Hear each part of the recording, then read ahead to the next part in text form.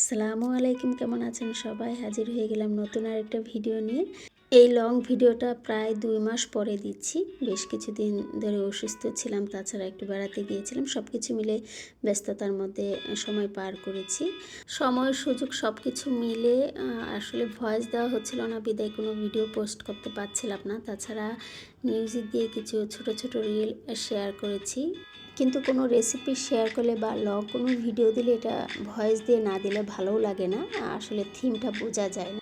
তো যাই হোক, ভাবলাম আজকে একটা রেসিপি আপনাদের সঙ্গে শেয়ার করি। এটাও আমি প্রায় 15 দিন আগে করেছিলাম।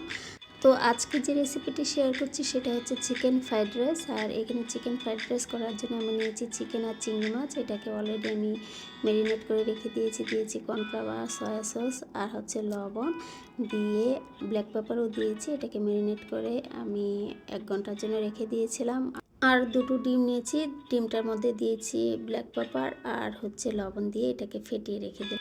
এখন আমি রান্না শুরু করে দেবো। রান্নার মধ্যে আমি এখানে দিয়েছি রসুন কুচি আর কাঁচামরিচ আর বাটার, অল্প পরিমাণ রান্নার তেল দিয়ে ম্যারিনেট করে রাখা মাংস আর চিংড়ি মাছটাকে ছেড়ে দিয়েছি। এটাকে আমি হাই হিটে রান্না করব। আর এখানে অল্প পরিমাণ কিন্তু ব্ল্যাক পেপার দিয়ে এটাকে কিছুক্ষণ নেড়ে চেড়ে রান্না করে নিলাম। এখন আমি ডিমটাকে স্ক্র্যাম্বল করে নিব। আর ডিমটাকে কিন্তু বেশিক্ষণ আমি করব না, একটু নরম থাকতেই কিন্তু আমি সবজিগুলো দিয়ে দিব, কারণ বেশিক্ষণ ডিমটা রান্না করলে শক্ত হয়ে যাবে, তাছাড়া মাংসটাও শক্ত হয়ে যাবে, খেতে ভালো লাগবে না।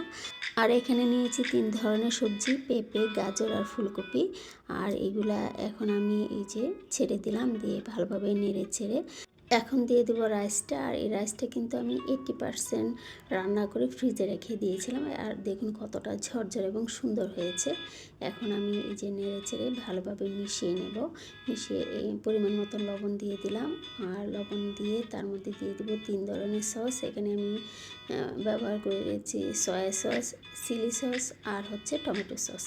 এইগুলা দিয়ে আর অল্প পরিমাণ ব্ল্যাক পেপার দিয়েছি। এটা ইচ্ছে করলে স্কিপ করতে পারেন, আমার কাছে আগে মনে হয়েছিল যে একটু কম হয়েছে, তার জন্য আমি আবার দিলাম। আর দিয়ে এই যে ভালোভাবে মিশিয়ে নিলাম। লাস্টে দিয়ে দিলাম পরিমাণ মতো চিনি। আর চিনি দিলে খাবারের টেস্টটা তো ভালো লাগে। আর দেখুন কতটা কালারফুল হয়েছে, তাই না?